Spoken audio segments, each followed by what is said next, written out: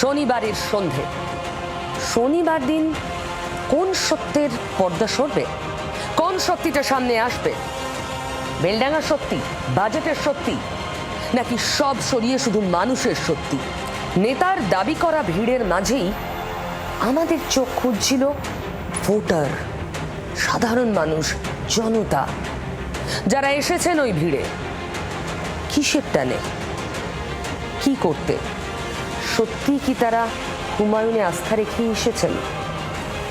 যদি হয়, তাহলে হুমায়ুন যে দাবি করছেন হিসেব উল্টানোর, তার বাস্তব হওয়ার সম্ভাবনা কি সত্যি আছে? আসল জনতার যদি উন্নয়ন করতে হয় এবং জনতার উন্নয়ন করার সার্বিক লক্ষ্য যদি থাকতে হয় পশ্চিমবাংলা, যেটা এখনো পর্যন্ত হয়নি 11 সাল থেকে, তাহলে আমাদের ভরসা একমাত্র জনতা উন্নয়ন পার্টি। মমতা সরকারকে চাইছে না, মিম অর্থাৎ হুমায়ুন কবিরকেই চাইছে সবাই মানুষ।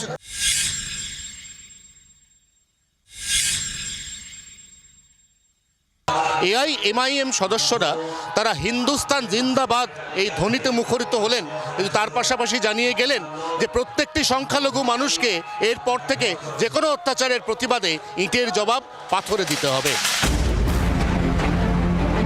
ধর্মযুদ্ধের ভোটবঙ্গে সংখ্যালঘু ভোট মেরুকরণের মঞ্চ।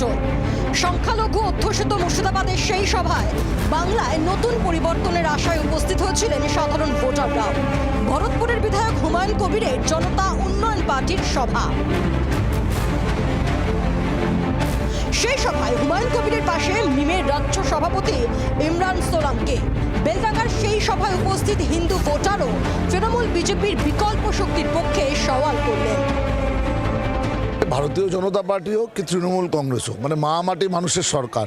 এখন মা কাঁদছে, মাটি ফাটছে, মানুষ উন্নয়নের জোয়ারে ভেসে যাচ্ছে, এত ভেসে যাচ্ছে মানুষ আর পশ্চিমবাংলায় কেউ ভেসে উঠছে না, সব ডুবে যাচ্ছে।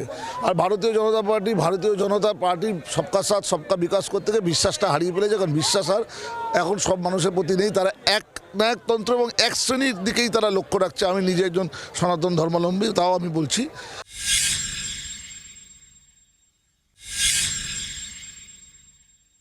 উন্নয়ন যেটা করা কথা 2011 সালে যে পরিবর্তনের আশায় মানুষ পরিবর্তন এনেছিল, বিজেপি করছে মন্দিরের রাজনীতি। এরা বলতে চাচ্ছে যে আমরা মুসলমান দরদি, কিন্তু আদতে দেখা যাচ্ছে মুসলমানদের কোনো কাজই হয়নি।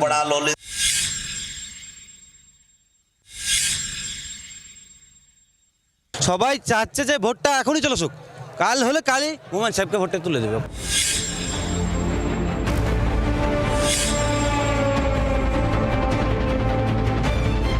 চোখ সংখ্যালঘু ভোট।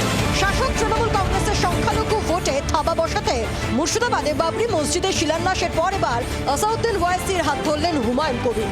কিন্তু শুধু সংখ্যালঘু ভোটের মেরুকরণেই কি বাজিমাত করতে পারবেন হুমায়ুন? ফ্যাক্টর হবেন 26-এর ভোটে? ভরতপুরের বিধায়ক জনতা উন্নয়ন পার্টির প্রতিষ্ঠাতার সভায় এসে এই দলের ভবিষ্যৎ নিয়ে সন্দিহান হতে দেখা গেল কাউকে। সেই সময়তেই বুঝে যাবে সেই জিনিসটা, আগে তো কিছু বোঝা যায় না। আগে তো কোনো মনে হয় সবই হুমায়ুন কবির জিতবে। হুমায়ুন কবির 22টা যে আমাদের মুর্শিদাবাদের সিট আছে 22টাই নেবে। এখন এমনও হইতে পারে 2টোই আটকে যাবে, এরকমও হইতে পারে।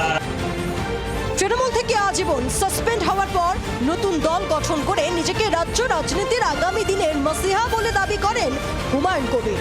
26-এর ভোটের পর সরকার গড়তে তার সমর্থন দরকার হবে অন্য দলের, এমনও দাবি করেছেন ভরতপুরের বিধায়ক। তবে দাবি করলেও ব্রিগেডের পরিবর্তে মুর্শিদাবাদের সভায় 10 লক্ষ লোকের ধারে কাছেও জমায়েত করতে পারেননি হুমায়ুন। বিধানসভা ভোটে কতটা ফ্যাক্টর হতে পারেন হুমায়ুন, সেটাই এখন দেখার।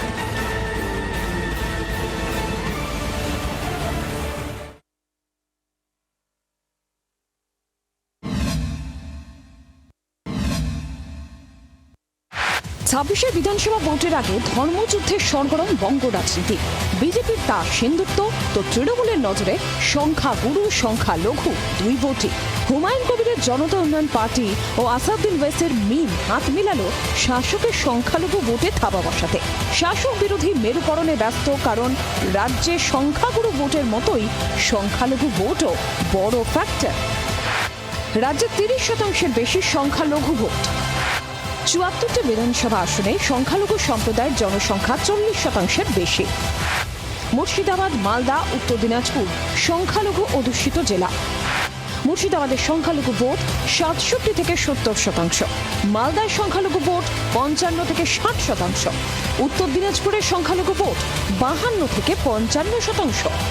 রাজ্যের যে 74টি আসনে সংখ্যালঘু জনসংখ্যা 40%-এর বেশি 2024-এর লোকসভা ভোটের ফলের নিরিখে তার মধ্যে 54টি আসনে এগিয়ে তৃণমূল, বিজেপি এগিয়ে 8টি আসনে, কংগ্রেস এগিয়ে 11 আসনে, একটি আসনে এগিয়ে সিপিএম।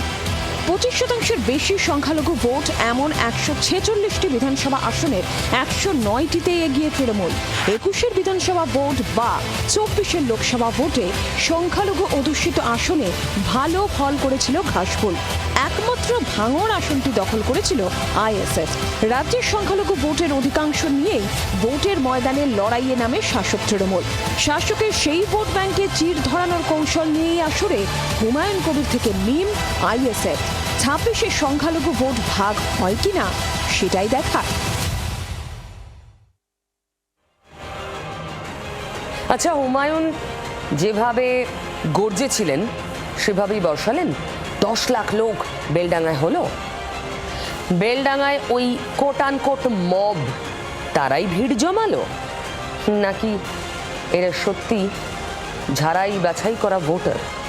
প্রশ্ন অনেক বেলডাঙ্গা নিয়ে। মিম আর যা হাতে হাত কাঁপুনি ধরাবে নাকি? কাঁপুনি ধরানোর শক্তি আছে এই জোটের? এই জোটের সঙ্গে সিপিএম জুড়তে পারবে? হুমায়ুনের মতো রাজনৈতিক চরিত্র, হুমায়ুনের মতো সদ্য তৈরি করা একটা দল, মানে জাপের মতো, তার সঙ্গে ধারে ভারে অনেক অনেক উঁচুতে সিপিএম, ভোট যাই হোক হাত ধরতে পারবে? সঙ্গে আছে মিম। এই ত্রয়ী মিলে সত্যি এক হবে নাকি এবার? কত ধানে কত চাল হয়, 2 ঘন্টার মধ্যে তোমাদেরকে যদি ভাগীরথীর গঙ্গায় না ফেলতে পারি, রাজনীতি থেকে সরে যাব, শক্তিপুর এলাকায় বসবাস করা বন্ধ করে দেবো। 2024-এর লোকসভা নির্বাচনে উত্তরপ্রদেশের মুখ্যমন্ত্রী যোগী আদিত্যনাথকে হুঁশিয়ারি দিয়ে হুমায়ুন কবিরের এই মন্তব্যে বিতর্কের শেষ ছিল না। 31শে জানুয়ারি সেই মন্তব্যের জন্য প্রকাশ্য সমাবেশে ক্ষমা চাইলেন হুমায়ুন। তার দাবি, মুখ্যমন্ত্রীর নির্দেশে তিনি এমন হিংসাত্মক মন্তব্য করেছিলেন। ভবিষ্যতে এমন মন্তব্য না করারই প্রতিশ্রুতি দিয়েছেন হুমায়ুন। আমি অনুতপ্ত, দুঃখিত। আমি রাজ্যের মুখ্যমন্ত্রীর কথা রাখতে গিয়ে সেদিন এই হিন্দু ভাইদের মনে যে আঘাত পেয়েছিল, আমি তার জন্য আজকে প্রকাশ্য এই লক্ষ লক্ষ মানুষের সামনে করজোড়ে ক্ষমা চেয়ে নিচ্ছি। বেলডাঙ্গার দলের সমাবেশে দিন মিমের সঙ্গে আনুষ্ঠানিকভাবে জোটের ঘোষণাও করেন তিনি। ক্ষমা চেয়ে হুমায়ুন তার ধর্মনিরপেক্ষতার ভাবমূর্তি উজ্জ্বল করেছেন বলে মনে করছে মিম। आजाद समाज पार्टी भी है, आप मंच पे कितने सारे हिंदू भाई भी हैं। हिंदुस्तान जिंदाबाद था, है और रहेगा इंशाल्लाह। हुमायूं कबीर साहब ने एक बहुत अच्छी बात कही, योगी आदित्यनाथ का जो बयान का जो जवाब दिया था उन्होंने, उसके लिए माफी मांगी उन्होंने आज मंच से। बीजेपी के कोई भी नेता जो बोलते हैं कभी माफी नहीं मांगते। হুমায়ুন ও মিম দুতরফি আসন্ন বিধানসভা ভোটে জোটে ভালো ফল করবে বলে আশাবাদী। মিমকে সঙ্গে পেয়েছি, আরো কিছু সংগঠনকে সঙ্গে পেয়েছি। সকলকে নিয়ে আগামী দিনে আমার কোনো ইগো নেই, আমার কোনো অহংকার আমি দেখাতে চাই না। हुमायूं कबीर साहब ने बड़ा दिल दिखाया, असद साहब से उन्होंने बात की, क्योंकि एमआईएम यहाँ बहुत ताकत में शक्तिशाली है मुर्शिदाबाद में। यही गठबंधन हमारा आगे, वो बात की बात है, लेकिन हम उनके साथ खड़े हैं, खड़े रहेंगे इंशाल्लाह। শনিবার বেলডাঙ্গার সভায় হুমায়ুনের দলে যোগ দেন ফেরহাদ হাকিমের প্রাক্তন জামাই। তাকে জনতার সামনে পরিচয়ও করিয়ে দেন তিনি। ঈদের ব্রিগেডে মিমের প্রধান ওয়াইসিকে নিয়েও সভা করার কথা ঘোষণা করেন হুমায়ুন। ঈদের পরে আসাদুদ্দিন ওয়াইসি সাহেবকে নিয়েছে ব্রিগেড ময়দান থেকে মমতা বন্দ্যোপাধ্যায়ের মৃত্যু ঘণ্টা বাজাবো। তার সঙ্গে যদি আইএসএফ থাকে ওয়েলকাম, যদি সিপিএম থাকে ওয়েলকাম, না থাকলেও হুমায়ুন কবিরের কিচ্ছু যায় আসে না। অভিষেক বন্দ্যোপাধ্যায় যেখানে সভা করবেন 48 থেকে 72 ঘন্টার মধ্যে, সেখানে পাল্টা সভা করবেন বলেও এদিন চ্যালেঞ্জ ছুড়েছেন হুমায়ুন। আগামী তুমি যেখানে বক্তৃতা করবে তার 48 ঘন্টা থেকে 72 ঘন্টায় আমি আমাদের জোট সঙ্গীকে নিয়ে সেখানে তোমার রাজনৈতিকভাবে মোকাবেলা করব।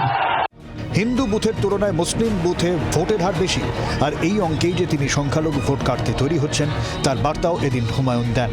বিজেপির তৈরি স্ক্রিপ্ট আওড়াচ্ছেন হুমায়ুন তো তৃণমূলের।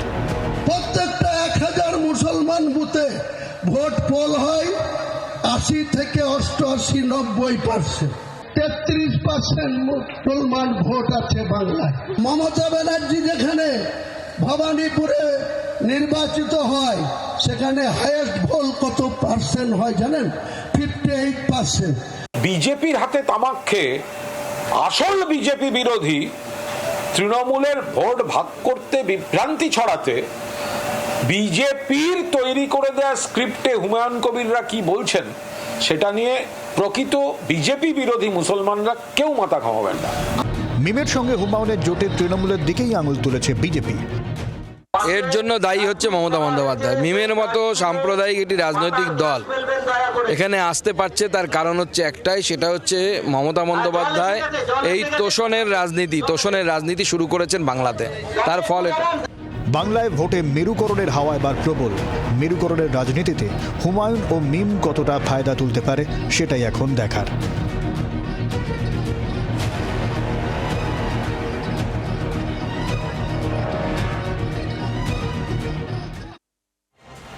আজ অপেক্ষার দিন। কিসের?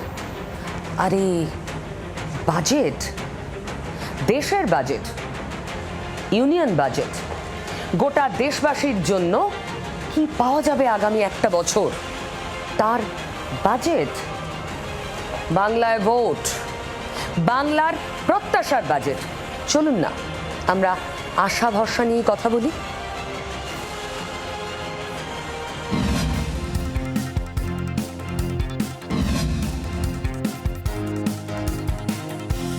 কেন্দ্রীয় অর্থমন্ত্রী হিসেবে রবিবার লোকসভায় নবম বাজেট পেশ করবেন নির্মলা সীতারামন। কেন্দ্রীয় বাজেট ঘিরে ইতিমধ্যেই প্রত্যাশার পাহাড় তৈরি হয়েছে।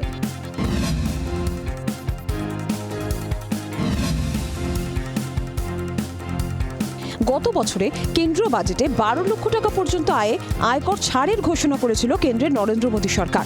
ফলে এই বছরের বাজেটেও বড় ঘোষণার প্রত্যাশা করছেন সাধারণ মানুষ। আম জনতার একটা এক্সপেকটেশন থাকেই কিছু ভালো হবে আমাদের জন্য, বা আম জনতার জন্য দেখুন কিছু ভালো হবে।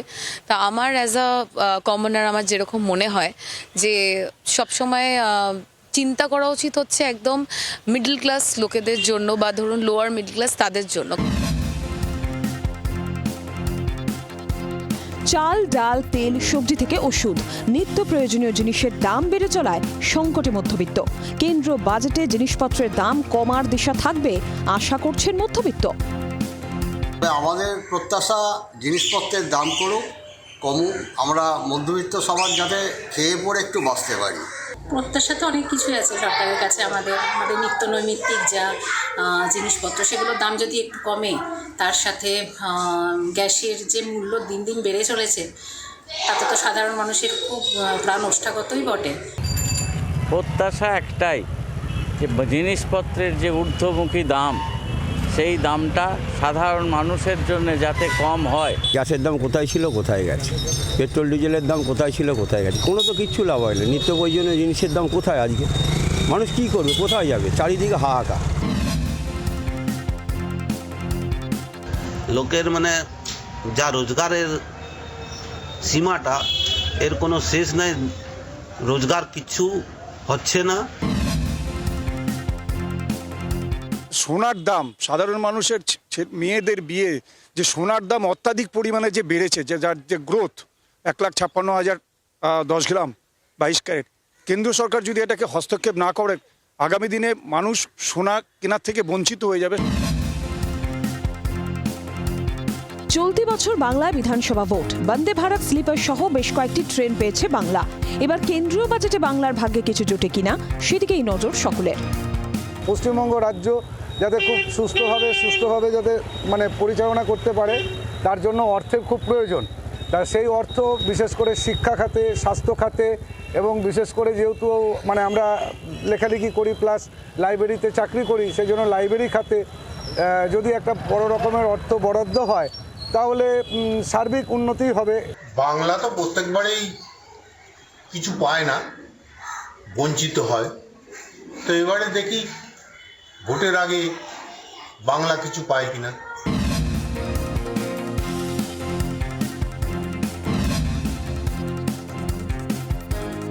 গত বছর দীপাবলির আগে স্বাস্থ্য বীমা সহ বিভিন্ন বীমায় জিএসটি মুকুব করে মধ্যবিত্তকে বড় স্বস্তি দিয়েছিল কেন্দ্রীয় সরকার। রবিবার কেন্দ্রীয় বাজেটের দিকে তাই নজর রয়েছে আম আদমির।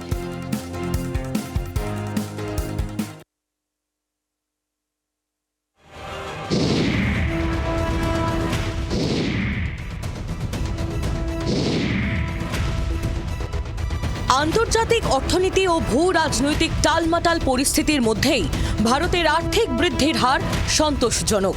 2025-26 সালের অর্থনৈতিক সমীক্ষায় ইঙ্গিত দেওয়া হয়েছে 6.8% থেকে 7.2% মধ্যে থাকতে পারে দেশের জিডিপি বৃদ্ধির হার।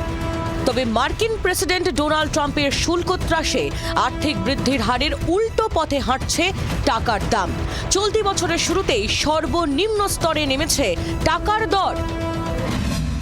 বর্তমানে 1 মার্কিন ডলারের সাপেক্ষে টাকার দর প্রায় 92 এর কাছাকাছি পৌঁছেছে। ডলারের তুলনায় টাকার দর হু হু করে পড়তে থাকায় ভারতের বাজার থেকে বিদেশি পুঁজি উধাও হয়ে যাচ্ছে। পরিসংখ্যান বলছে গত বছর ভারতের শেয়ার বাজার থেকে 1.6 লক্ষ কোটি টাকার বিনিয়োগ তুলে নিয়েছেন বিদেশি বিনিয়োগকারীরা। আমেরিকার 50% শুল্কের কারণেই সে দেশে ভারতের রফতানি কিছুটা কমেছে। অন্যদিকে অভ্যন্তরীণ চাহিদা বৃদ্ধির জেরে ইউরোপ সহ বিশ্বের বিভিন্ন দেশে ভারতের রফতানির পরিমাণও উল্লেখযোগ্য হারে কমেছে। এই পরিস্থিতিতে যোগান বৃদ্ধির পরামর্শ দিচ্ছেন অর্থনীতিবিদরা। এই যে ডিমান্ড ড্রিভেন গ্রোথ, এই যে চাহিদা চালিত যে বৃদ্ধি, তা সেটা আমাদের বৃদ্ধি হারকে বাড়িয়েছে, কিন্তু একই সঙ্গে আমাদের আন্তর্জাতিক বাণিজ্য এবং বিদেশি বিনিয়োগকে প্রভাবিত করছে। সেই দিকটা এই বাজেটে কোনোভাবে দেখতে হবে। অর্থাৎ মূল কথাটা হলো, গত বছরের বাজেটে যেমন চাহিদার উপর জোর দেওয়া হয়েছিল, চাহিদা বাড়ানোর ওপর, এবছরের বাজেটে আমি আশা করব যোগান বাড়ানোর ওপর জোর দেওয়া হোক।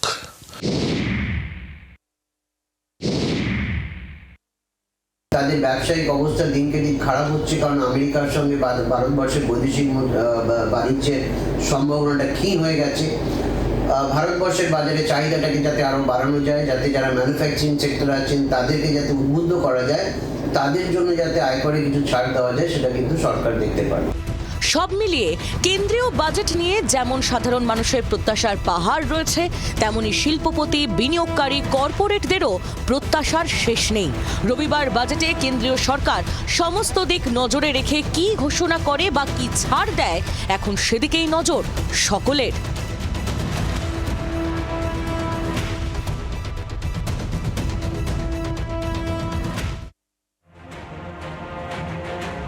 ভোটের আগে নতুন অফিসার, নতুন ডিজি পেল বাংলা, পীযূষ পাণ্ডে। আরো কিছু পরিবর্তন হয়েছে আইপিএস মহলে। তো বিরোধীরা এসব দেখে শুনে চুপ করে বসে আছে নাকি ওখানেও আতশ কাজ নিয়ে সমীকরণ, কেন কে কোন পদে গেল তার চুলচেরা বিশ্লেষণ হচ্ছে। কি জানেন তো, এসব দেখতে দেখতে মাঝে মাঝে খুব বোর লাগে। ভোট আসছে, এসব বাড়বেও, কিন্তু মাঝে মাঝে সত্যি মনে হয় রাজনীতির চেয়ে বড় বিনোদন আর কি আছে, বিশেষ করে ভোটবঙ্গে। 26-এর ভোটে উত্তরবঙ্গে দুর্গরক্ষা বিজেপির কাছে বিশাল গুরুত্বপূর্ণ, কিন্তু লোকসভা নির্বাচন 2024-এর ফলের নিরিখে বিধানসভা ভিত্তিক শক্তির লড়াইয়ে একে অপরের ঘাড়ে নিঃশ্বাস ফেলছে তৃণমূল ও বিজেপি। এমনকি লোকসভা নির্বাচনের পর উত্তরবঙ্গের সবকটি উপনির্বাচনেই তৃণমূলের কাছে পরাজিত হয়েছে বিজেপি। 26-এর নির্বাচনে তার পুনরাবৃত্তি চাইছে না বিজেপি নেতৃত্ব। দুর্গরক্ষায় কিলার ইনস্টিংক্ট মানসিকতাকে হাতিয়ার করছে তারা, যার আগ্রাসী প্রতিফলন বিজেপি নেতাদের বক্তব্যেও পড়ছে। 11 জানুয়ারি জলপাইগুড়িতে সভামঞ্চ থেকে তৃণমূলের স্থানীয় যুব সভাপতিকে গাছের ডালে বেঁধে রাখার নিদান দেন সুকান্ত মজুমদার। পুলিশ যে যুবর সভাপতি হয়েছে বলে সে চালাবে। আমি আমার কর্মীদেরকে বলবো, ওই বালি চোরটাকে যেদিন হাতে নাতে ধরবেন গাছের ডালে বেঁধে রাখবেন, বাকি ব্যবস্থা ভারতীয় জনতা পার্টি করবে। স্যার সংঘাতে জলপাইগুড়িতে মিছিল করে তৃণমূল। মিছিলের পর সভায় সুকান্ত মজুমদারকে পাল্টা বাঁশ গাছে বেঁধে কঞ্চি দিয়ে পেটানোর নিদান দেন তৃণমূল নেতা কৃষ্ণ দাস। গাছত বান্ধি মার মই বোলে ক্ষমতা আছে গাছত বান্ধি মারিবি মই কছো তো তোমার দম থাকিলে মাইকটা দেজি কছো তোমার দম থাকিলে এইসতি বাজার আছে না বাসানি একালে মিলমিল আগালি এককালে মিলমিল আগালি বাঁধে তো চারটাও গোঠে ওঠে তো মার দিম তো তাহলে কঞ্চি দিয়ে যদি মাই দেওয়া যায় সিটপিটা নিয়ে ওঠে দিব হ্যাঁ কেন। সভা শেষে নিজের বক্তব্যে সাফাই দেন কৃষ্ণ। দাবি করেন সুকান্ত মজুমদার রাজনীতির মঞ্চে রাজনীতির কথা না বলে কুকথা বলছেন। উনি আরো বাজে কথা বলছিলেন যে গাছে বান্ধে মারা হবে। রাজনীতি ভাষা এটা নয়, রাজনীতি মোকাবেলা রাজনীতিভাবে করা উচিত। একজন শিক্ষিত লোক এরকম কথা বলতে পারে না। যারা হিন্দু ধর্মের এসব কাজ করতেন তাদেরকে সাধারণত আমরা দেব বলি না, তাদেরকে দানব বলি। সুকান্ত মজুমদারকে বলি যে একজন উনি ভালো মানুষ নন, একজন খারাপ মানুষ, তাই এরকম বক্তব্য উনি করছেন। ভোট ব্যাঙ্কে এখন কুকথার বন্যা। একে অপরকে আক্রমণ করা মানেই কি উস্কানিমূলক হিংসাত্মক শব্দের ব্যবহার হতেই হবে? এই রাজনীতি আর কতদিন? আমাদের কিছু নেতা আছেন, কিছু সাধারণ মানুষ আছে, তারা তীব্রভাবে বিষোদ্গার করছেন বিজেপির নেতাদের ওপরে। এটা অনভিপ্রেত। রাজনৈতিকভাবে গণতন্ত্রের মধ্যে কোনো হিংসার জায়গা নেই বলে আমরা মনে করি, আমাদের দলও বিশ্বাস করে। রাজ্য বিধানসভা নির্বাচনের দামামা বেজে গিয়েছে, কিন্তু কোনো রাজনৈতিক দলই কর্মসংস্থান, শিক্ষা বা স্বাস্থ্য প্রসঙ্গে যতটা না কথা খরচ করছে তার থেকে বেশি প্রাধান্য পাচ্ছে একে অপরকে দেখে নেওয়ার হুমকি। এই রাজনীতির ভবিতব্যটা কি? রাজনীতির কারবারিরা কি তার উত্তর দিতে পারবেন?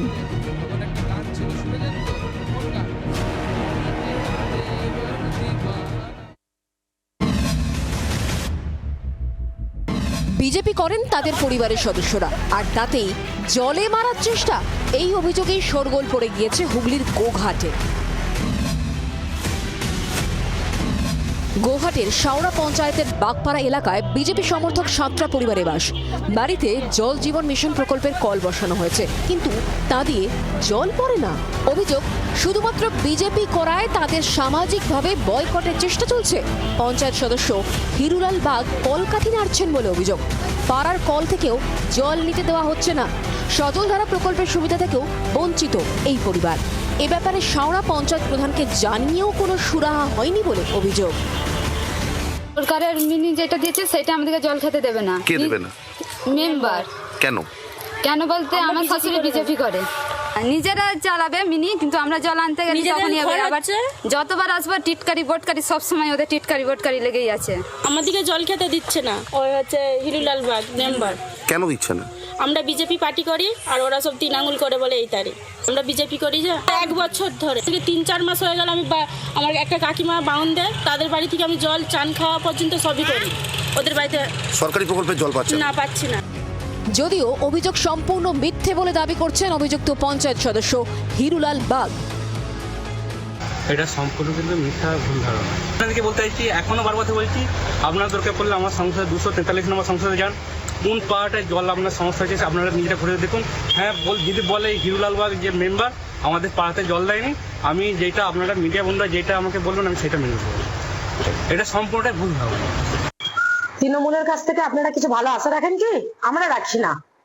কারণ এই যেখানে বলাই হয় যে জলই জীবন, সেখানে কে তৃণমূল করছে, কে সিপিএম করছে, কে বিজেপি করছে, এই সমস্ত এখন খতিয়ান দেখা হচ্ছে। তৃণমূল এই দলটা এত একটা নোংরা দল, এরা নিজেদেরকে যার কতটা ছোট নামাবে এবং তৃণমূল থাকতে পশ্চিমবাংলায় মানুষকে যার কত কি দেখতে হবে, এটা এই দলটা না এলে বুঝতে পারতাম না। জলই জীবন, দৈনন্দিন জীবনের অপরিহার্য অঙ্গ। বিরোধী দল করলে তা থেকেও বঞ্চিত হতে হবে। যদি কোনো বাসিন্দা জল না পান, তা দেখার কাজ তো স্থানীয় পঞ্চায়েতের। শুধু অভিযোগ মিথ্যে বলে দায় ঝাড়তে পারেন পঞ্চায়েতের কর্তারা।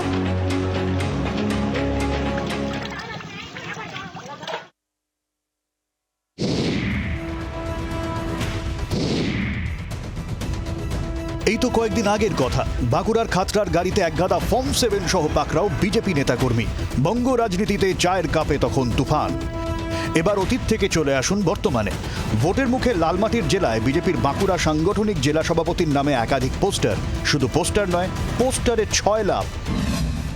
শুক্রবার রাতে কেউ বা কারা সাদা কাগজে হাতে লেখা পোস্টার সাঁটিয়ে দেয় দেওয়ালে দেওয়ালে। পোস্টারে বিজেপির বাঁকুড়া সাংগঠনিক জেলার সভাপতি প্রসেনজিৎ চট্টোপাধ্যায়ের নামে দুর্নীতি ও তৃণমূলের সঙ্গে সেটিং সহ একাধিক অভিযোগ আনা হয়েছে। শনিবার সকালে বাঁকুড়া শহরের রামপুর, পাঁচবাগা সহ জেলার বিভিন্ন প্রান্তে একাধিক পোস্টার দেখে চক্ষু চড়ক গাছ সাধারণ মানুষের। কিছু পোস্টারে 2024 লোকসভা নির্বাচনে বাঁকুড়া লোকসভায় গেরুয়া প্রার্থীর হারের জন্য জেলা সভাপতিকে দায়ী করা হয়েছে। তবে বিজেপির জেলা সভাপতির দাবি, ভিত্তিহীন অভিযোগকে সামনে রেখে এই পোস্টার দিয়েছে তৃণমূল। আপনারা লক্ষ্য করে দেখবেন যেখানে যে পোস্টারগুলো দিয়েছে, বেশ কয়েকটা পোস্টার আমার কাছেও এসছে, এগুলো একই জায়গা থেকে তৈরি, একইভাবে ছাপানো, একই জায়গায়। তৃণমূল চেষ্টা করছে ভারতীয় জনতা পার্টির এগেনস্টে একটা গোষ্ঠীদ্বন্দ্ব লাগানো। গোষ্ঠীদ্বন্দ্ব ওদের থাকে, ওরা করে, তাই ভারতীয় জনতা পার্টিকে লাগানোর চেষ্টা। এগুলোর কোনো সার্বত্তা নেই। তৃণমূলের পাল্টা দাবি, এই পোস্টার বিজেপির গোষ্ঠীদ্বন্দ্বেরই নমুনা। নিজেদের মধ্যে গোষ্ঠী কন্দল শুরু হয়ে গেছে।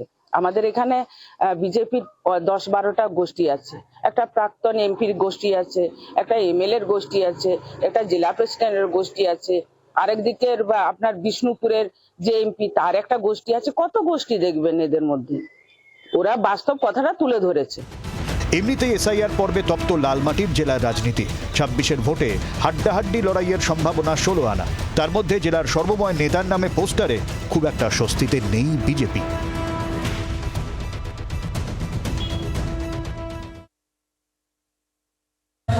এখন 15,000 ডেফিসিট আছে, ওটা আগামীতে জোড়া করে 50,000 হয়ে দাঁড়াবে। তৃণমূলে ফের প্রকাশ্যে অসন্তোষ। হলদিয়া টাউন ও বিভিন্ন ওয়ার্ডে তৃণমূলে নতুন কমিটি তৈরিকে ঘিরে ক্ষোভ উগরে দিলেন পৌরসভার প্রাক্তন চেয়ারম্যান ইন কাউন্সিল তথা তমলুকে তৃণমূলের দাপুটে নেতা আসগর আলী। তার অভিযোগ, কমিটি গঠন নিয়ে নোংরামি চলছে। অন্য দল থেকে আসা নেতারাই ছড়ি ঘোরাচ্ছেন। যারা অন্য দল থেকে সেই কমিটির ধারক বাহক হয়েছে, তারা এখন ভোটের থেকে বেশি গেটে নজরদারি করে। তো ফলে অরিজিনাল যারা তৃণমূল কংগ্রেসটা হলদিয়া টাউনের উপর করে, তারা ডিপ্রাইভ হচ্ছে, বঞ্চিত হচ্ছে বিভিন্ন দিক থেকে। এখনও সময় আছে, সময় থাকতে যদি শুধরে নেওয়া যায় তাহলে আগামীতে আমরা ফল ভালো করব। যদি না শুধরায়, এখন 15,000 ডেফিসিট আছে, ওটা আগামীতে জোড়া করে 50,000 হয়ে দাঁড়াবে।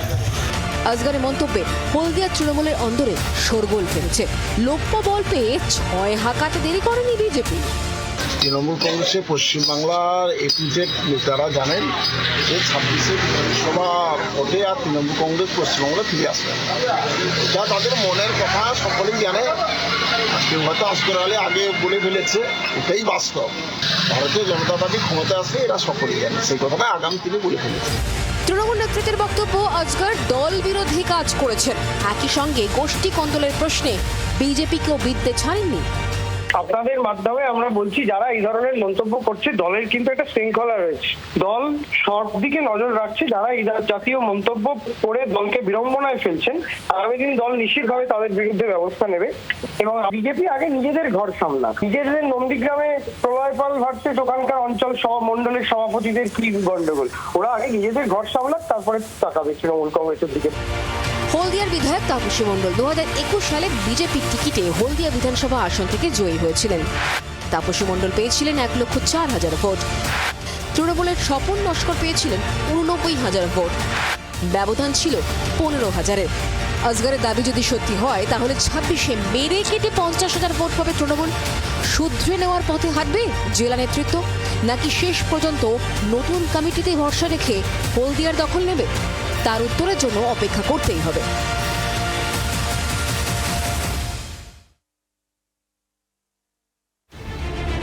একা কেষ্টে রক্ষা নেই, দোষরে বা দাদা? এক বেআইনি নির্মাণ ঘিরে এই প্রশ্নই এখন ঘুরপাক খাচ্ছে লালমাটিতে।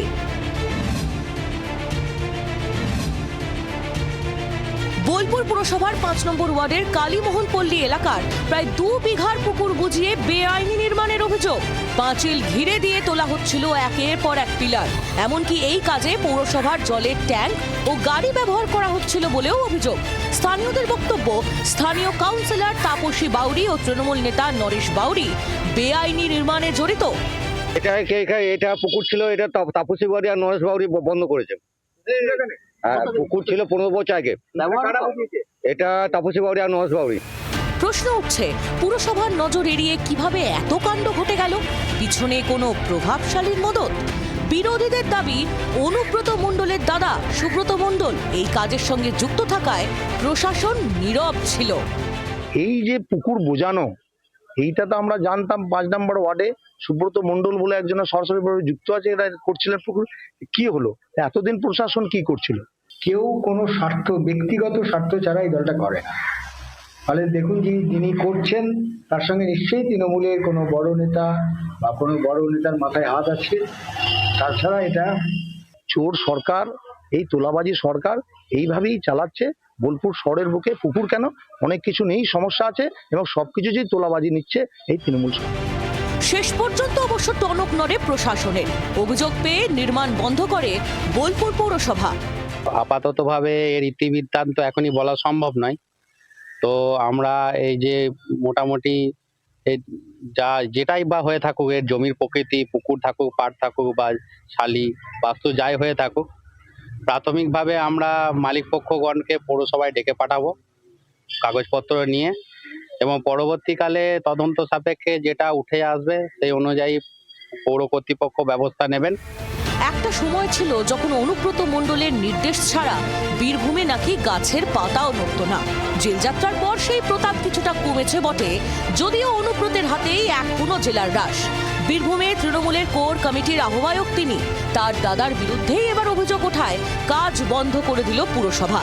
এখানেই কেউ কেউ প্রশ্ন তুলছেন, এটা নিতান্তই প্রশাসনিক পদক্ষেপ নাকি নেপথ্যে কেষ্ট বিরোধী গোষ্ঠীর হাত?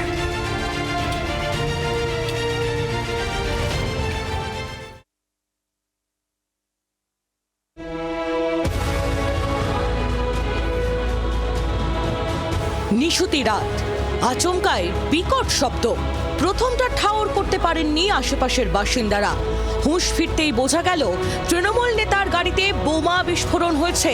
দক্ষিণ 24 পরগনার কুলপিতে ছড়ালো উত্তেজনা। দক্ষিণ 24 পরগনার কুলপির ছামনাবুনি গ্রামের বাসিন্দা কুতুবুদ্দিন পাইক, গ্রামের বুথ সভাপতি। আর 5টা দিনের মতোই শুক্রবার রাতেও গ্যারেজে দাঁড়িয়েছিল কুতুবুদ্দিনের গাড়িটি। মধ্যরাতে আচমকা বিকট শব্দে ঘুম ভেঙে যায় পাড়াপড়শির। ছুটে গিয়ে দেখেন গাড়ির কাঁচ ভাঙা, উড়ে গিয়েছে গ্যারেজের অ্যাসবেস্টাসের ছাউনি। কুতুবুদ্দিনের অভিযোগ, আগেও তার বাড়িতে আইএসএফ বোমাবাজি চালিয়েছে। এবারও ঘটনার নেপথ্যে নওশাদের দলকেই কাঠগড়ায় তুলেছেন তৃণমূল নেতা। আগে একবার আমার বাড়িতে বোমাবাজি করেছিল এবং তারা প্রমাণ হয়ে গেছে, তারা স্বীকারও করেছে, এবং স্বীকার করার পরে তারা ভুল স্বীকার করেছে আমাদের যারা নেতৃত্ব প্রধানের সামনে। আইএসএফ, কংগ্রেস, তৃণমূলের এগলেস্টে তো শব্দ। তৃণমূলের অভিযোগ উড়িয়ে দিয়েছে আইএসএফ। এই আইএসএফ বোমা, গুলি, বারুদ এর রাজনীতি করে না, এটা হচ্ছে তৃণমূলের গোষ্ঠীদ্বন্দ্বের ফল। ঘটনাকে কেন্দ্র করে রাজনীতির ঘোলা জলে মাছ ধরতে নেমে পড়েছে বাম বিজেপিও। তার কুতুবুদ্দিন গাজীর বাড়ির পাশে বোমা পাওয়া যাবে না, বোমা বিস্ফোরণ হবে না, এটার আর বিকল্প কী আছে? এনারা চাইছে বিরোধী দলদের উপরে ঘাড়ে দোষ চাপিয়ে নিজেদের দোষটাকে কলুষিত করার জন্য। বারুদের উপরে যে বাংলা মমতা ব্যানার্জি এবং তার দলবল তৈরি করেছেন, এটা তারই ফল। সারা রাজ্য জুড়ে এই সংস্কৃতি মমতা ব্যানার্জি আমদানি করেছেন। এই সংস্কৃতি আজকে না, এটা ওনার বহু পুরানো সংস্কৃতি। কুলপি থানার পুলিশ 7 সকালে ক্ষতিগ্রস্ত গাড়িটিকে সরিয়ে নিয়ে যায়।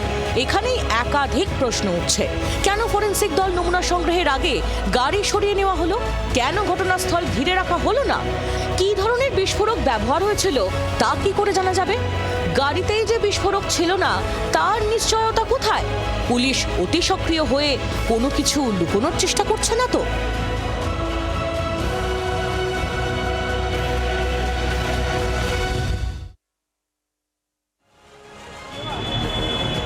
বেলডাঙ্গা হিংসায় গ্রাউন্ড জিরোতে এনআইএ।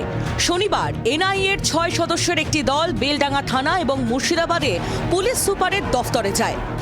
পরে ধৃতদের হেফাজতে চেয়ে আদালতে আবেদনও করে এনআইএ। বেলডাঙ্গা হিংসায় মূল অভিযুক্ত সহ এখনো পর্যন্ত 36 জনকে গ্রেফতার করেছে পুলিশ। এর মধ্যে 9 জনকে শনিবার আদালতে পেশ করা হয়। আদালত এদের জামিনের আবেদন খারিজ করে জেল হেফাজতে পাঠায়। আদালতে ঢোকার পথে এক ধৃত অভিযোগ করে তিনি সেলুন থেকে বেরিয়ে বাড়ি ফিরছিলেন, সেই সময় পুলিশ তাকে তুলে নিয়ে যায়।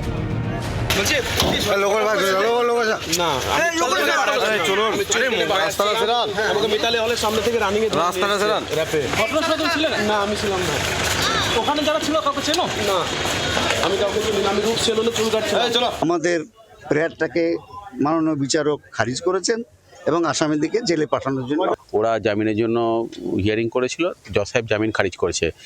এখন আমাদের এনআইএ থেকে এই মামলা তদন্তভার গ্রহণ করবে। ধৃতদের এক আইনজীবী দাবি করেন পুলিশ হামলার কোনো হাতিয়ারই এখনো পর্যন্ত উদ্ধার করতে পারেনি। কোনো কিছু রিকভারি হয়নি, কোনো কিছু নেই, একদমই মানে ফাঁকা হাতে গিয়েছে, ফাঁকা হাতে ফেরত এসছে। ওদের কাছ থেকে কোনো রকম কোনো কিছু সিজ হয়নি। একটা গাছের ডাল বা একটা বাঁশের লাঠি আগের দিন সিজ হয়েছিল, কিন্তু এই দিন কিছুই সিজ হয়নি, একদম ফাঁকা হাতে গিয়েছে, ফাঁকা হাতে এসেছে। ধৃতদের হেফাজতে চেয়ে এনআইএর আবেদনের চিন্তায় আইনজীবীরা, কারণ এনআইএ হেফাজতে রাজ্য পুলিশ বা স্থানীয় নিম্ন আদালতের আর কোনো ভূমিকা থাকবে না। এনআইএ একটা অ্যাপ্লিকেশন করেছে ওদের আয়ত্তে নিয়ে নেওয়ার জন্যে, তখন সেটা তো ওদের প্রশাসনিক ব্যাপার, সেটা আমাদের কিছু বলার নেই। আমাদের এখনো পর্যন্ত অফিসিয়ালি কোনো কিছু জানায়নি। জানালে তখন বোঝা যাবে, তখন এই কোর্টের আর কোনো অধিকার থাকবে না, তখন এনআইএর নিজস্ব কোর্ট আছে, সেই কোর্টে বিচার। বেলডাঙ্গায় এনআইএর তদন্তকে বিজেপি স্বাগত জানালেও তৃণমূলের অভিযোগ ভোটের আগে রাজনৈতিক ন্যারেটিভ তৈরির চেষ্টা। বেলডাঙ্গায় যে ধরনের আক্রমণের ঘটনা ঘটেছে পুরোটাই পূর্ব পরিকল্পিত বলে মনে হয়েছে আমাদের দেখে। কোনো বৃহত্তর প্ল্যানিং বা লার্জার কনস্পিরেসি যাকে বলে থাকতে পারে, সেটা পশ্চিমবঙ্গ পুলিশের আওতার বাইরে, সেটাকে তদন্তের আওতায় নিয়ে আসা স্বাভাবিকভাবে এনআইএ হলে সেটা সম্ভব হবে। বাংলায় আমরা অভ্যস্ত হয়ে গেছি যে ইডি, সিবিআই, এনআইএ ইত্যাদি এদের যে তদন্ত হয়, এই তদন্তেতে এই রাজনৈতিক ন্যারেটিভ তৈরি হয়, কিন্তু কোনোদিন ফয়সালা হয় না। যে ঘটনা সেদিনকার ঘটনা সেদিনই মিটে গিয়েছে, যার আর কোনো র্যামিফিকেশন নেই, সেই ঘটনাকে কেন্দ্র করে কোনো সাম্প্রদায়িক উত্তেজনা হয়নি। এটার সঙ্গে এনআইএ তদন্ত করার মতন কোনো কারণ বলে আমি ব্যক্তিগতভাবে মনে করি না। এটাকে তিলকে তাল করা হচ্ছে। 16 এবং 17 জানুয়ারি বেলডাঙ্গায় হিংসা হয়েছিল। ঝাড়খণ্ডে এক পরিযায়ী শ্রমিকের অস্বাভাবিক মৃত্যুর প্রতিবাদ আচমকাই হিংসার চেহারা নেয়। খবর সংগ্রহ করতে গিয়ে আক্রান্ত হয়েছিলেন জি 24 ঘন্টার প্রতিনিধি। রাস্তায় ফেলে বেধড়ক মারধর করা হয়েছিল আমাদের সাংবাদিক ও চিত্র সাংবাদিককে। এই হিংসা কি পূর্ব পরিকল্পিত না জনরোষ? তদন্তে সেটাই খতিয়ে দেখবে এনআইএ।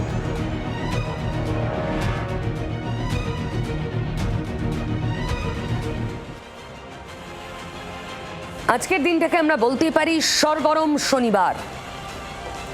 অমিত শাহ বাংলায়, আবার বেলডাঙ্গায় তাল ঠুকলেন হুমায়ুন। ভোট আসছে, বেশ টের পাওয়া যাচ্ছে, ঠান্ডাটা যাই যাই করছে, আর পাল্লা দিয়ে গরম বলছে আমি চলে এসেছি, রাজনীতির গরম উপভোগ করুন। কি বললেন অমিত শাহ?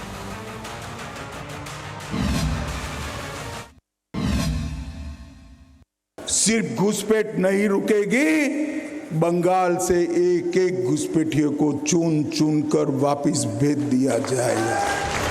সম্প্রতি এই রাজ্যের সীমান্তে বিএসএফ এর পোস্টের জন্য জমি দিতে রাজ্যকে নির্দেশ দিয়েছে হাইকোর্ট। ডেডলাইনও বেঁধে দিয়েছে আদালত। ভোটের আগে তরজার তালিকায় কাঁটা তারও। ব্যারাকপুর থেকে শিলিগুড়ি 2 জায়গাতেই স্বরাষ্ট্রমন্ত্রীর হাতিয়ার অনুপ্রবেশ। নিশানায় তৃণমূল। বিএসএফকে জমি দিচ্ছেন না মুখ্যমন্ত্রী। এমনকি হাইকোর্টের নির্দেশও মুখ্যমন্ত্রী মানবেন না বলে তোপ দাগলেন মোদির ডেপুটি। ये घुसपैठ का जो मुद्दा है राष्ट्रीय सुरक्षा का मुद्दा है।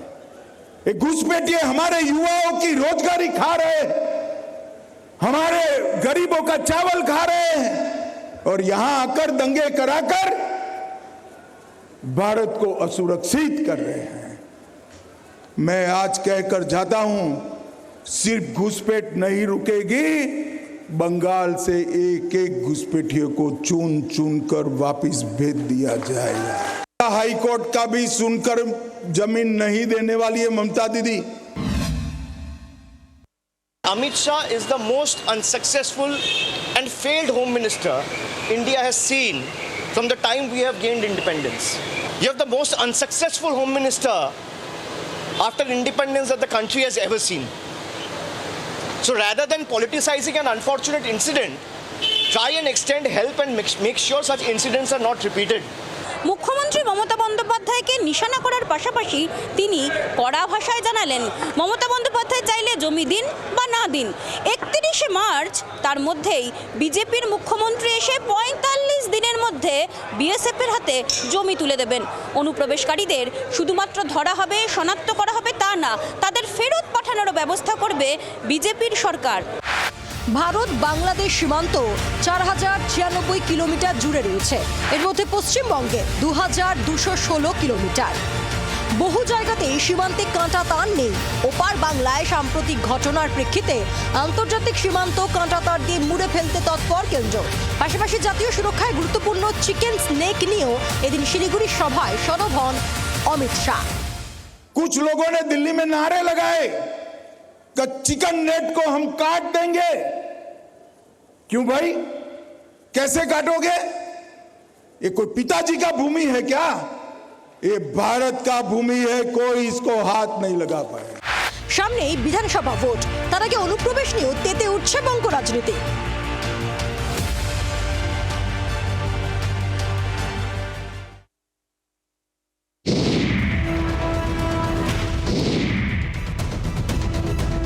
শনিবারের দুপুরে হাতে পেন্সিল নিয়ে কৌতূহলী রাজনৈতিক মহলকে অঙ্ক কষাতে বসালেন অমিত শাহ। ব্যারাকপুরের কর্মী সভায় 2014 থেকে সব নির্বাচনে বিজেপির ভোট শতাংশের হিসেব তুলে ধরলেন কেন্দ্রীয় স্বরাষ্ট্রমন্ত্রী। কি সেই হিসেব? 2014 में हमें सिर्फ 2 सीट मिली थी। 2019 में 41% वोट और 18 सीटें मिली। 2024 में 39% वोट मिला है और 2021 की विधानसभा में 38% वोट और 77 सीटें लेकर शुभेंदु अधिकारी हमारे विपक्ष के नेता बने हुए विपक्ष के। শাহের টার্গেট 26 বিধানসভা ভোটে অন্তত 50% ভোট। তৃণমূল সরকারকে মূল সমেত উপড়ে ফেলার হুঙ্কার ছুড়ে এই বাংলায় 50% বেশি ভোট পেয়ে দেশের মধ্যে 22তম রাজ্য জয়ের ভোকাল টনিক দিয়ে গেলেন কেন্দ্রীয় স্বরাষ্ট্রমন্ত্রী। अब हमें तो 38% से 45% का जंप लगाना है।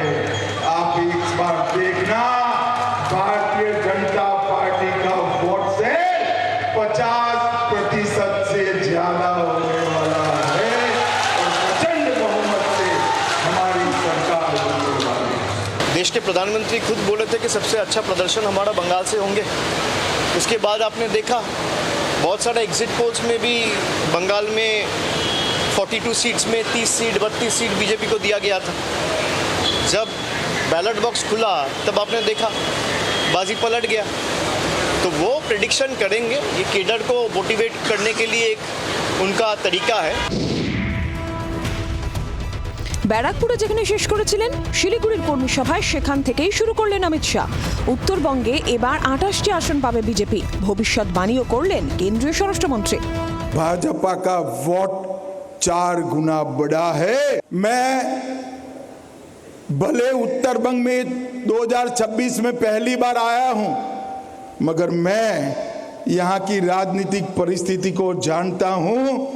28 में से 28 सीटें इस बार भारतीय जनता पार्टी स्वीप करने। বিজেপির শক্ত ঘাঁটির মধ্যে 23টি উত্তরবঙ্গে। সেগুলি হলো কোচবিহারের মাথাভাঙা, কোচবিহার উত্তর, নাটাবাড়ির তুফানগঞ্জ, আলিপুরদুয়ারে কুমারগ্রাম, কালচিনি, আলিপুরদুয়ার, ফালাকাটা এবং মাদারিহাট, জলপাইগুড়ির ময়নাগুড়ি ও ডাবগ্রাম ফুলবাড়ি, দার্জিলিংয়ে কার্শিয়াং, দার্জিলিং, মাটিগাড়া, নকশালবাড়ি, ফাঁসিদেওয়া ও শিলিগুড়ি, উত্তর দিনাজপুরের কালিয়াগঞ্জ, দক্ষিণ দিনাজপুরে বালুরঘাট, তপন ও গঙ্গারামপুর, মালদার হবিবপুর, গাজল, মালদা ও ইংলিশ বাজার। এই সব আসনে 2019, 2021 এবং 2024 সালের 3টি নির্বাচনেই এগিয়ে বিজেপি।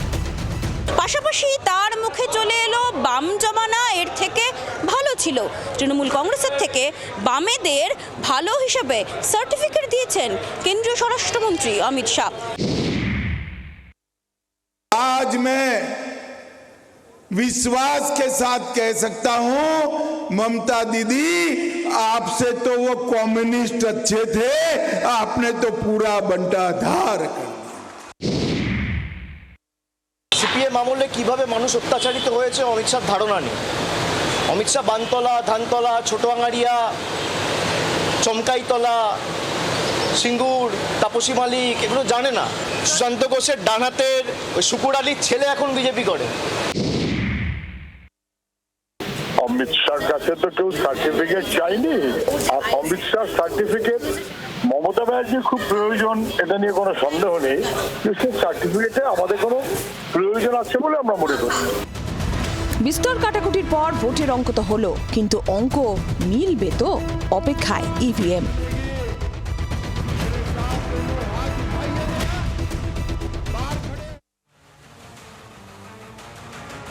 এক অভিনব সমাপতন। ব্যারাকপুরে আনন্দপুরী মাঠ থেকে অমিত শাহের নিশানায় তৃণমূল, হাতিয়ার আনন্দপুর থেকে আনন্দমঠ। 26শে জানুয়ারি সাধারণতন্ত্র দিবসে আনন্দপুরে বিধ্বংসী অগ্নিকাণ্ডে মৃত্যু মিছিল, কাঠগড়ায় ডেকোরেটর সংস্থার গোডাউন ও নামি মোমো কারখানা। শনিবার আনন্দপুর থেকে কয়েক কিলোমিটার দূরে ব্যারাকপুরের সভা থেকে সরাসরি মুখ্যমন্ত্রীকে নিশানা করে কেন্দ্রীয় স্বরাষ্ট্রমন্ত্রিত্ব। আনন্দপুর কোনো দুর্ঘটনা নয়, তৃণমূলের দুর্নীতির ফল। মোমো কারখানার মালিককে কেন গ্রেফতার নয়, তার সঙ্গে কার সাক্ষ্য? বাংলার মানুষের মৃত্যু হচ্ছে কেন ভোট ব্যাংকের রাজনীতি? ये जो अग्निकांड हुआ है ये कोई एक्सीडेंट नहीं है। जो एक आनंदपुर वेयर हाउस में अग्निकांड हुआ है वो ममता बनर्जी सरकार के भ्रष्टाचार के चलते हुआ। যারা মমতা বন্দ্যোপাধ্যায়ের সাথে বিদেশ সফরে গেছেন বলে একটা দুর্ভাগ্যজনক, মর্মান্তিক, বেদনাদায়ক ঘটনাকে নিয়ে রাজনীতি করছে, তাহলে যে নীরব মোদী মেহুল চোকসির বিরুদ্ধে ভারতকে সর্বশান্ত করে 15,000 20,000 কোটি টাকার ঋণ নিয়ে দেশ থেকে পালিয়ে যাওয়ার অভিযোগ রয়েছে, তারা তো নরেন্দ্র মোদীর সাথে বিদেশ সফরে গেছে। ওয়ার্ল্ড ইকোনমিক ফোরামে মোদীর সাথে কার ছবি আছে? আনন্দপুরে অগ্নিকাণ্ড নিয়ে ইতিমধ্যে আসরে বিজেপি। হাইকোর্টের নির্দেশে শুক্রবারই গড়িয়া থেকে নরেন্দ্রপুর থানা পর্যন্ত মিছিল করেছেন শুভেন্দু অধিকারী। আনন্দপুরকে একেবারেই হাতছাড়া করতে রাজি নয় পদ্ম শিবির। এদিন শাহের রাজনৈতিক ভাষ্যেই স্পষ্ট।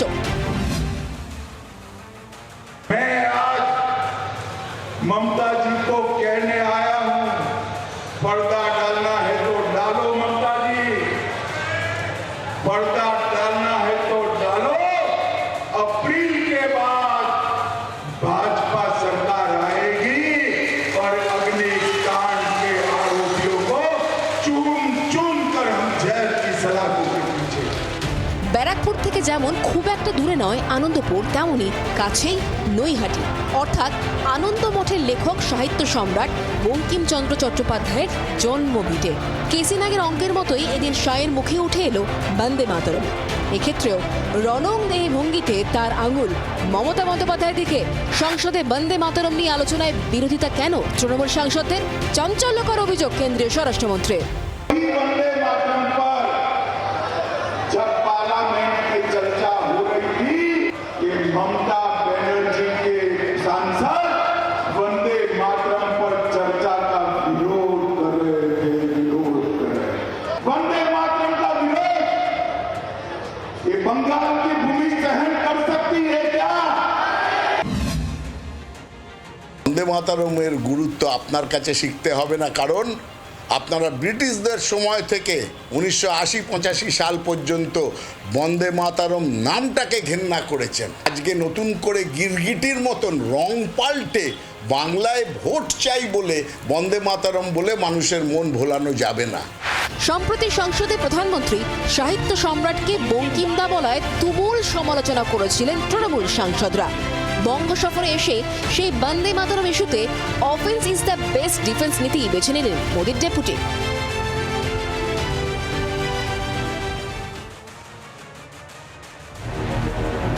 রবিবার ভোররাতে আনন্দপুরের মোমো কারখানা এবং গুদামে বিধ্বংসী অগ্নিকাণ্ডের ঘটনা ঘটে।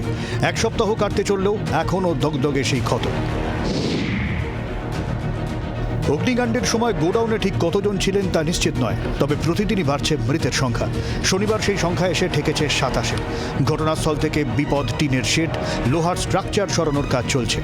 আরও কোনো দেহাংশ রয়েছে কিনা সেই বিষয়ে খতিয়ে দেখা হবে।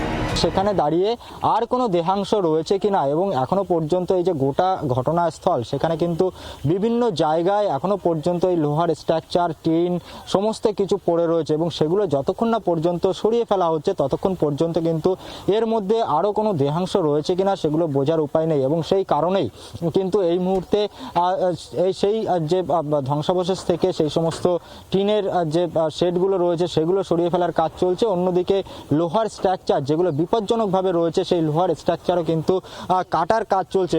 উদ্ধার হওয়া দেহাংশগুলি কার তা শনাক্ত করার জন্য সেগুলো কেন্দ্রীয় ফরেনসিক সায়েন্স ল্যাবরেটরিতে পাঠানো হয়েছে। ডিএনএ পরীক্ষার রিপোর্ট হাতে এলে তবেই নিহতদের পরিচয়, প্রকৃত মৃতের সংখ্যা নির্ধারণ করা সম্ভব হবে।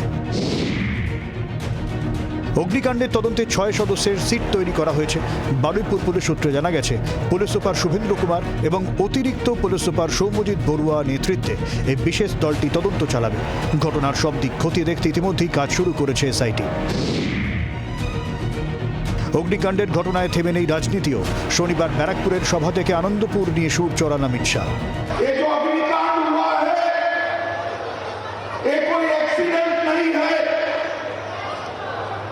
जो एक आनंदपुर वेयर हाउस में अग्निकांड हुआ है वो ममता बनर्जी सरकार के भ्रष्टाचार के चलते हुआ। বিজেপি সভাপতি, বিজেপির কেন্দ্রীয় মন্ত্রীরা কোথায় ছিলেন? তখন তো ছিলেন অন্ডালের বিমানবন্দরে। ওনাদের সভাপতি নামছেন বলে মুখ দেখাতে গাঁদা ফুলের তোড়া নিয়ে ওখানে লাইন দিয়ে দাঁড়িয়েছিলেন। তখন মনে হয়নি যে এখানে মানুষ এখানে পাশে দাঁড়ানো উচিত? পাশে তো দাঁড়িয়েছিল সেই মমতা বন্দ্যোপাধ্যায় সরকার আর প্রশাসন। অগ্নিকাণ্ডের ঘটনায় তৃণমূল সরকারকে কাঠগড়ায় তুলে শুক্রবারই হাইকোর্টের বেঁধে দেওয়া রুটে মিছিল করেন রাজ্যের বিরোধী দলনেতা। তার 24 ঘন্টার মধ্যে গড়িয়াহাটে মিছিল ও সভা করে তৃণমূল। সব মিলিয়ে 6 দিন কেটে যাওয়ার পর রাজনীতির আঁচেও পড়ছে আনন্দপুর।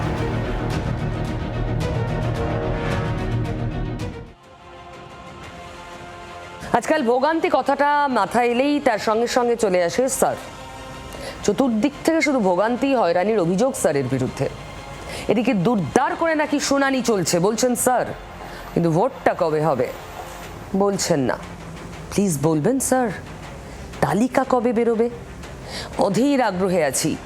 আমার নামটা আছে তো ফাইনাল ভোটার তালিকায়? স্যার সংঘাতে মুখ্য নির্বাচন কমিশনারকে 7ম চিঠি দিলেন মুখ্যমন্ত্রী। 2 তারিখে দিল্লিতে মুখ্য নির্বাচন কমিশনার জ্ঞানেশ কুমারের সঙ্গে সাক্ষাৎকার রয়েছে মুখ্যমন্ত্রীর, কিন্তু তার আগে ফের তার পত্রবোমা। স্যার সংঘাতে এবার আরও গুরুতর অভিযোগ মুখ্যমন্ত্রীর। চিঠিতে তিনি লিখেছেন, মুখ্য নির্বাচন আধিকারিকের দপ্তরে বসে বেআইনিভাবে কিছু পর্যবেক্ষক নির্বাচন কমিশনের পোর্টালের দখল নিয়েছেন। এই পর্যবেক্ষকরা বেআইনিভাবে ভোটার তালিকার তথ্যে গরমিল করছেন। এটা অসৎ কোনো উদ্দেশ্যে করা হচ্ছে। একটা বিশাল সংখ্যক বৈধ ভোটারের নাম বাদ দেওয়ার একটা প্রক্রিয়া চলছে। এটা একটা ব্যাকডোর মেকানিজম। মুখ্যমন্ত্রী তার চিঠিতে পর্যবেক্ষক ও মাইক্রো অবজারভারদের ক্ষমতা নিয়েও প্রশ্ন তুলেছেন। এই প্রসঙ্গে তিনি আরপি অ্যাক্ট 1950 এবং আরপি অ্যাক্ট 1960 এবং ভোটার তালিকা সংশোধনের অন্যান্য আইনের কথা উল্লেখ করে কমিশনকে তোপ দেখেছেন। মুখ্যমন্ত্রী লিখেছেন, এইআরওদের দর্শক করে রেখেছে কমিশন। তাদের চোখের সামনে পর্যবেক্ষক ও মাইক্রো অবজারভাররা কোনো ধরনের আইনি অধিকার না থাকা সত্ত্বেও ভোটার তালিকায় গরমিল করে চলেছে। এই বেআইনি কাজের দায় কমিশনকে নিতে হবে। এই ধরনের কাজ এসআইআরের স্বচ্ছতা নিয়ে প্রশ্ন তুলছে। অবিলম্বের তদন্তের নির্দেশ দেওয়া উচিত। পশ্চিমবঙ্গের ক্ষেত্রেই রোজ নিত্য নতুন নিয়ম আনা হচ্ছে বলেও অভিযোগ করেছেন মুখ্যমন্ত্রী। আইন ভেঙেই নজিরবিহীনভাবে পর্যবেক্ষক ও মাইক্রো অবজারভারদের নিয়োগ করা হয়েছে বলেও তার অভিযোগ। আবার বিজেপির পাল্টা অভিযোগ, সবকিছুতে বিরোধিতা করাই মুখ্যমন্ত্রীর কাজ। শনিবারের বারবেলায় চিঠি লেখার দরকারটা কি ছিল? পরশুদিন তো সামনাসামনি কথা হবে। চিঠি পৌঁছানোর আগে তো ওনার পৌঁছানোর কথা। এগুলো সব আইওয়াস, সব মানুষকে ভুল বোঝানোর একটা প্রক্রিয়া। মমতা ব্যানার্জি কখনোই সুস্থ এবং সুষ্ঠু এসআইআর চাননি, আজও চান না। স্যার শুনানি পর্বে বারবার সরব হয়েছেন মুখ্যমন্ত্রী। স্যারের দ্বিতীয় পর্বে কমিশনের নামবাদের খেলা হবে বলেও অভিযোগ করেছেন তিনি। ভোটের আবহে এসআইআর নিয়ে যে কমিশনকে কোনোভাবেই ছাড় দেবেন না, তাই দিন আরও একবার স্পষ্ট করেছেন মুখ্যমন্ত্রী।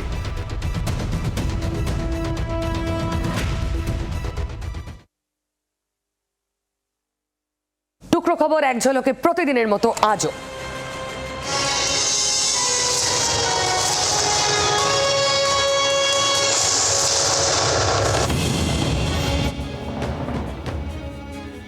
শোভে সাক্ষাৎ শনিবার চড়া সুর মুখ্যমন্ত্রীর। সংঘাতের সুর চড়িয়ে জ্ঞানেশ কুমারকে ফের চিঠি মমতা।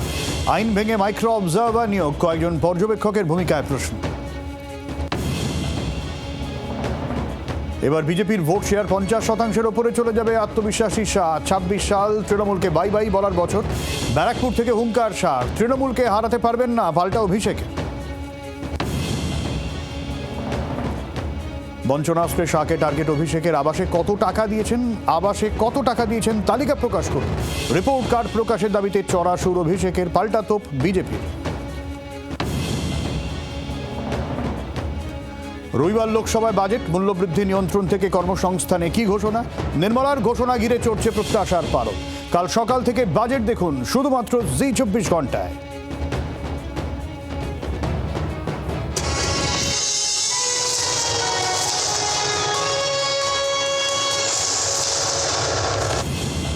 এবারে ঠান্ডা হাড় কাঁপানো পড়েছিল। মনে রাখবেন, মার্চেই তাপপ্রবাহের সম্ভাবনাও তৈরি হতে পারে, এমন ভয়ঙ্কর গরম পড়তে পারে। হাওয়া অফিস সেরকমই ইঙ্গিত দিচ্ছে। ফলে একেবারেই কোনো অবস্থাতেই গরম পড়ার সঙ্গে সঙ্গে এটা উপেক্ষা করবেন না, সাবধানতা অবলম্বন করুন এখনই। সত্যের কোনো ছুটি হয় না, তাই রবিবারও আসছি সত্য নিয়ে। সত্যের শপথ চলুক 365 দিন, যা বলবো সত্যি বলবো।